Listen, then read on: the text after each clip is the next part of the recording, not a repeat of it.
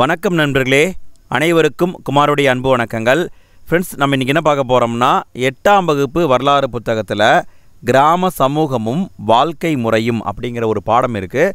இந்த பாடத்துடைய ஷார்ட் நோட்ஸை பார்க்க போகிறோம். ப்ளஸ் இந்த பாடத்துக்கு பின்னாடி இருக்கிற புக் பேக் கொஸ்டின் அதையும் பார்க்க போகிறோம்.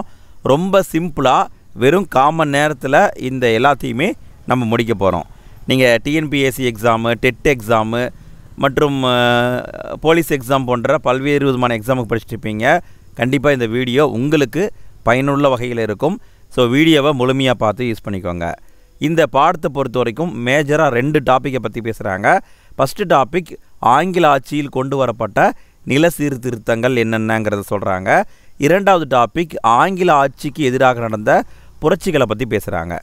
எல்லாத்தையுமே நம்ம பார்த்துடலாம். ஃபஸ்ட்டு நம்ம பார்க்க போகிறது நில சீர்திருத்தம். இதை பொறுத்த வரைக்கும் 3 முறையை கொண்டு வந்திருப்பாங்க. நிலையான நிலவரி திட்டம், ரைத்வாரி திட்டம், மகள்வாரி திட்டம். இந்த 3 திட்டங்களை பற்றி நீங்கள் தெரிஞ்சுக்கிட்டால் போதும். இதுலேயும் நீங்கள் கவனிக்க வேண்டிய விஷயம் 4 விஷயம்தான் இருக்குது. எந்த ஆண்டு கொண்டு வந்தாங்க ஒரு பாயிண்ட்டு, யார் கொண்டு வந்தாங்க 2வது பாயிண்ட்டு, 3வது பாயிண்ட்டு அதை எந்த பகுதியில் கொண்டு வந்தாங்க, 4வது பாயிண்ட்டு அதில் என்ன ஸ்பெஷாலிட்டி இருக்குது. இந்த 4 மட்டும் நீங்கள் தெரிஞ்சுக்கிட்டால் போதும். சரிங்களா? ஃபஸ்ட்டு நம்ம பார்க்க போகிற திட்டம் நிலையான நிலவரி திட்டம். 1793 கொண்டு வந்தாங்க. இதை உடனே கொண்டு வந்தாங்களான்னு கேட்டால் கிடையாது. 1765 ராபர்ட் கிளைவ் அப்படிங்கிறவர் ஓராண்டு திட்டமாக வங்காளத்தில் கொண்டு வந்தார். எங்கே கொண்டு வந்தாருன்னு பாருங்கள், வங்காளத்தில் கொண்டு வந்தார். பிறகு வாரன் கேஸ்டிங் அப்படிங்கிறவர் வந்தார். அவர் 5 ஆண்டு திட்டமாக அதை மாற்றினார். அதற்கு அடுத்து 1793 காரன் வாலிஸ் அப்படிங்கிறவர் வந்தார். இவர் 10 ஆண்டு திட்டமாக மாற்றினார். இதைத்தான் நிலையான நிலவரி திட்டம்னு சொல்கிறாங்க. சரிங்களா? எந்த ஆண்டுன்னு பார்த்துக்கோங்க, 1793 தான் கொண்டு வந்திருக்காங்க. சரி, எந்தெந்த பகுதியில் கொண்டு வந்திருக்காங்க? வங்காளம், பீகார், ஒடிசா, உத்தரப்பிரதேசத்தில் இருக்கிற வாரணாசி, வடக்கு கர்நாடகம், இந்த பகுதிகளில் கொண்டு வந்திருக்காங்க. இதில் ஸ்பெஷாலிட்டின்னு பார்த்தீங்கன்னா ஆங்கில ஆட்சியுடைய மொத்த நிலப்பரப்பில் 19% இந்த முறை தான் இருந்திருக்கு. 19%. இந்த திட்டத்துக்கு வேறு பேரும் இருக்குது. நோட் பண்ணிக்கோங்க. ஜமீன்தாரி முறைன்னு சொல்லுவாங்க, ஜாகீர்தாரி முறைன்னு சொல்லுவாங்க, மல்குஜாரி முறைன்னு சொல்லுவாங்க, பிஸ்விதாரி முறைன்னு சொல்லுவாங்க. இதை டைரெக்டாகவே கேட்பாங்க ஃப்ரெண்ட்ஸ், அல்லது பொருந்தாது எது அந்த டைப்லேயும் கேட்கலாம். ஜமீன்தாரி முறை, ஜாகீர்தாரி முறை, மல்குஜாரி முறை, பிஸ்விதாரி முறை எல்லாமே ஒன்று தான். அடுத்து 2வது நம்ம பார்க்க போகிற திட்டம் ரைத்வாரி முறை. இது 1820 கொண்டு வந்தாங்க. யார் கொண்டு வந்தாங்கன்னா தாமஸ் மன்ரோ அப்படிங்கிறவரும் கேப்டன் ரீட் அப்படிங்கிறவரும் கொண்டு வந்தாங்க. இதில் என்ன பண்ணாங்கன்னு பார்த்தீங்கன்னா 20 அல்லது 30 ஆண்டுகளுக்கு குத்தகை முறையை ஒரே மாதிரி வச்சுருந்தாங்க. மாற்றமே இருக்காது. சரி, எந்த பகுதியில் அறிமுகப்படுத்தினாங்கன்னு பார்த்தீங்கன்னா மദ്രാஸ் பகுதி, பம்பாய் பகுதி, அஸ்ஸாம் பகுதி, கூர்க் பகுதி, இந்த பகுதிகளில் அறிமுகப்படுத்தினாங்க. அடுத்தது மகள்வாரி முறை.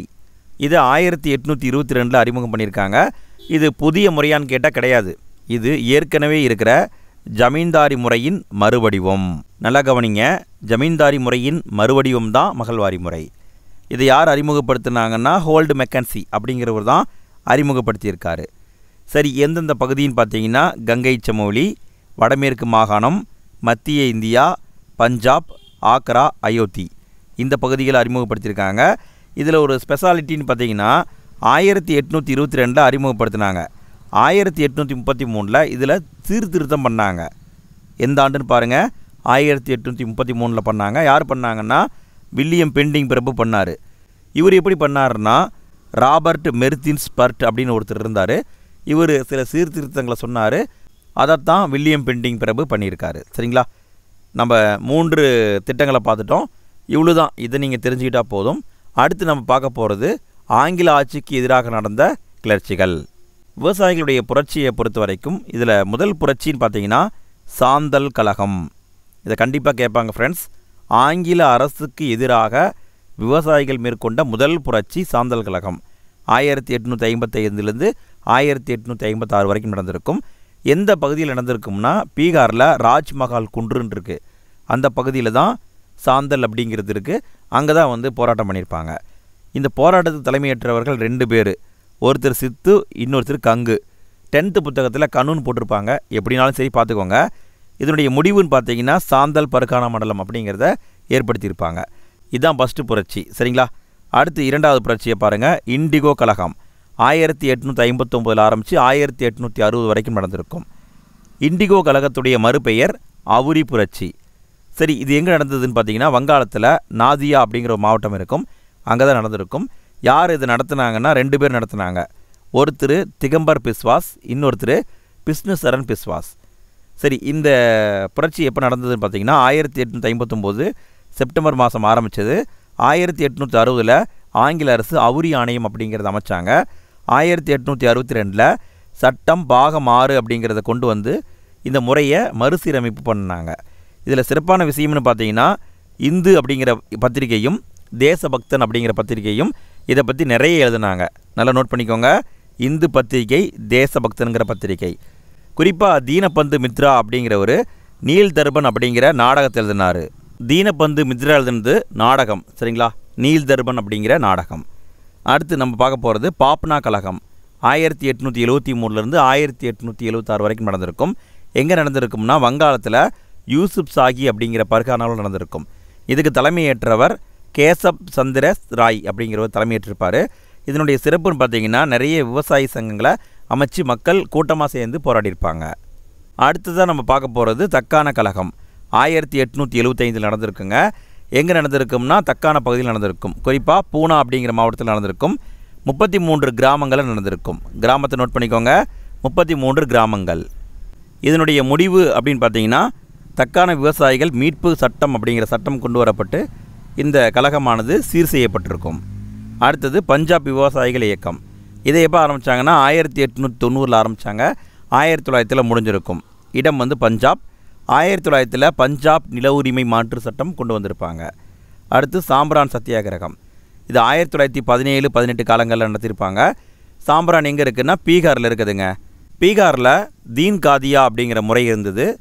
அந்த முறை என்ன அப்படின்னு பார்த்தீங்கன்னா அங்கே இருக்கிற விவசாயிகள் அவங்களுக்கு உண்டான நிலத்தில் 20-3 பகுதிக்கு அவுரியை விளைவிக்கணும். இதுதான் தீன் காதியா முறை. இது எதிர்த்து மக்கள் போராடுறாங்க. காந்தியடிகள் அங்கே போய் சேர்றாரு. இறுதியாக மே 1918 சாம்பிரான் விவசாயிகள் சட்டம் கொண்டு வரப்பட்டு அந்த முறையானது நீக்கப்பட்டிருக்கும். அடுத்தது கேடா சத்தியாகிரகம். 1918 நடத்தியிருப்பாங்க. எங்கன்னா குஜராத்தில் கேடா அப்படிங்கிற பகுதி இருக்கும். இதை கைரா அப்படின்னு சொல்லுவாங்க. இந்த போராட்டத்தினுடைய முக்கியத்துவம் பார்த்தீங்கன்னா சர்தார் வல்லபாய் பட்டேல் அப்படிங்கிறவர் இந்த போராட்டத்தின் மூலமாக தான் தலைவராக மாறியிருப்பார். அடுத்ததாக நம்ம பார்க்க போகிறது மாப்ளா கிளர்ச்சி. 1921 நடந்திருக்குங்க. எந்த பகுதியில் நடந்ததுன்னா கேரளாவில் மாப்ளா அப்படிங்கிறவங்க முஸ்லீம் விவசாயிகள், அவங்களும் ஜெம்ஸ் அப்படிங்கிற இந்து நில உடைமையாளர்கள் அவங்களும் சேர்ந்து ஆங்கில அரசுக்கு எதிராக போராடுறாங்க. ஒரு மாநாடு நடத்துகிறாங்க. 1920 ஏப்ரலில் மாநாடு நடத்துகிறாங்க. 1921 ஆகஸ்ட்டில் போராட்டம் ஆரம்பிக்குது. 1921 டிசம்பர் மாதம் போராட்டம் முடியுது, சரிங்களா. இந்த போராட்ட ஆண்டுகளை முக்கியமாக பார்த்துக்கோங்க ஃப்ரெண்ட்ஸ். ஆண்டுகளை வச்சு தான் கேட்க வாய்ப்பு இருக்குது. ஃப்ரெண்ட்ஸ், இது வரைக்கும் நம்ம ஷார்ட் நோட்ஸை பார்த்துட்டோம். அடுத்து நம்ம பார்க்க போகிறது புத்தக வினாவிடைகள். ஃப்ரெண்ட்ஸ், வீடியோ பிடிச்சிருந்தால் லைக் போடுங்க ஃப்ரெண்ட்ஸ். நீங்கள் போடுற ஒவ்வொரு லைக்கும் எங்களுக்கு பூஸ்டப்பாக இருக்குது. கண்டிப்பாக உங்கள்கிட்ட நாங்கள் எதிர்பார்க்குறோம். லைக் பண்ணுங்கள், கமெண்ட் பண்ணுங்கள், உங்கள் ஃப்ரெண்ட்ஸ்க்கு ஷேர் பண்ணுங்கள், வீடியோவுக்கு ஹைப் அப்படிங்கிறத கொடுங்க, எல்லாத்தையுமே பண்ணிவிடுங்க ஃப்ரெண்ட்ஸ். சரி, ஓகே. ஃபஸ்ட்டு நம்ம பார்க்க போகிறது சரியான விடையை தேர்ந்தெடுக்கவும். ஃபஸ்ட்டு கேள்வியை பாருங்கள். ஜாகீர்தாரி, மல்குஜாரி, பிஸ்வேதாரி போன்ற பல்வேறு பெயர்களால் அழைக்கப்படும் நிலவரி முறை எது? இதற்கான பதில் இவற்றில் எதுவுமில்லை என்பது கரெக்டு. நல்லா கவனிங்க. ஜாகீர்தாரி முறை, மல்குஜாரி முறை, பிஸ்வேதாரி முறை, ஜமீன்தாரி முறை எல்லாமே ஒன்று தான். ஆனால் இது எல்லாத்தையுமே மொத்தமாக என்னென்னு சொல்லுவாங்க? நிலையான நிலவரி திட்டம் சொல்லுவாங்க. ஸோ அந்த ஆப்ஷன் இங்கே இல்லை. அதனால் இவற்றில் எதுவுமில்லை என்பது தான் கரெக்டு. அடுத்து இரண்டாவது கேள்வியை பாருங்கள். எந்த கவர்னர் ஜெனரலின் காலத்தில் வங்காளத்தில் நிரந்தர நிலவரி திட்டம் செய்து கொள்ளப்பட்டது? இதற்கான பதில் கார்ன்வாலிஸ் பிரபு தான் பண்ணியிருப்பார். 1793 ஆண்டு கொண்டு வந்திருப்பார். அடுத்து மூன்றாவது கேள்வியை பாருங்கள். மகள்வாரி முறையில் மகள் என்றால் என்ன? இதற்கான பதில் மகள் என்றால் கிராமம் என்று அர்த்தம். அடுத்து நான்காவது கேள்வி. மகள்வாரி முறை எந்த பகுதியில் செய்து கொள்ளப்பட்டது? இதற்கான பதில் பஞ்சாப் பகுதியில் தான் செஞ்சுருப்பாங்க. அடுத்து ஐந்தாவது கேள்வி. கீழ்காணும் கவர்னர்களுள் மகள்வாரி முறையை அறிமுகப்படுத்தியவர் யார்? இங்கே விடைன்னு பார்த்தீங்கன்னா வில்லியம் பெண்டிங் பிரபு என்பதுதான் கரெக்டு. இவர் அறிமுகப்படுத்தியிருக்க மாட்டார். 1833 ஆண்டு சீர்திருத்தம் தான் பண்ணியிருப்பார். பட் ஆப்ஷனில் இவருடைய பேர் மட்டும்தான் இருக்குது. ஸோ அதனால் நம்ம ஆன்சராக போடுறோம். அடுத்து 6வது கேள்வியை பாருங்கள். ஆங்கிலேயரால் ரயத்வாரி முறை அறிமுகப்படுத்தப்படாத பகுதி எது?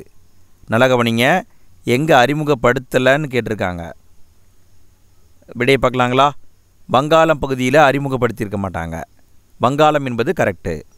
அடுத்து 7வது கேள்வியை பாருங்கள். இண்டிகோ அதாவது அவுரி கிளர்ச்சி யாரால் தலைமையேற்று நடத்தப்பட்டது? இதற்கான பதில் திகம்பர் பிஸ்வாஸ் மற்றும் பிஸ்னுசரன் பிஸ்வாஸ், இந்த 2 பேரும் தான் பண்ணியிருப்பாங்க. அடுத்து 8வது கேள்வியை பாருங்கள். பர்தோலி சத்தியாகிரகம் யார் தலைமையில் நடத்தப்பட்டது? முக்கியமான கேள்விங்க. இதற்கான பதில் சர்தார் வல்லபாய் பட்டேல் தலைமையில் நடத்தியிருப்பாங்க.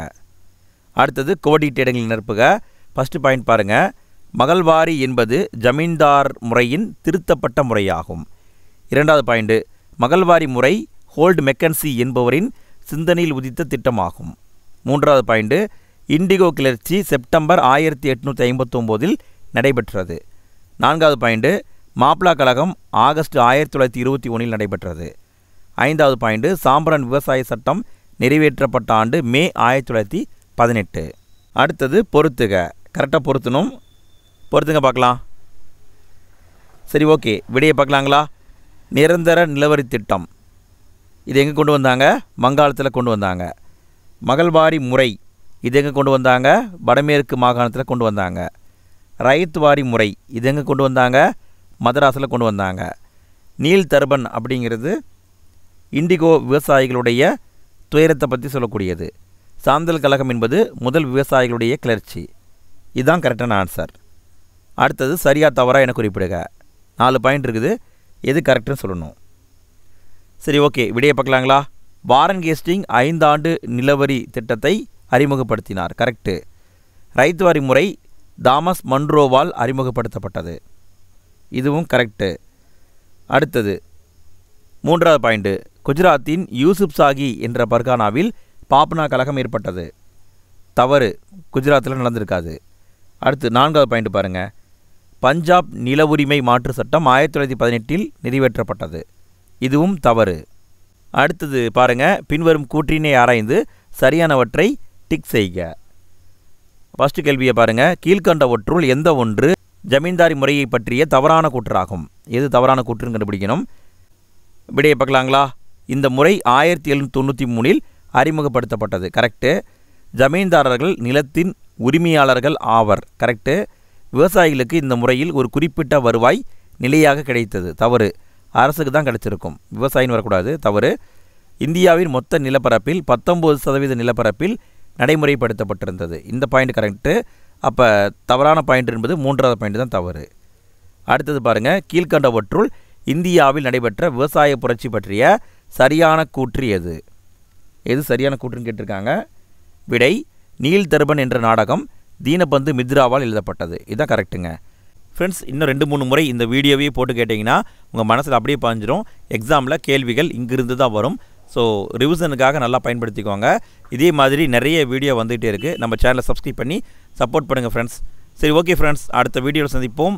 தேங்க்யூ.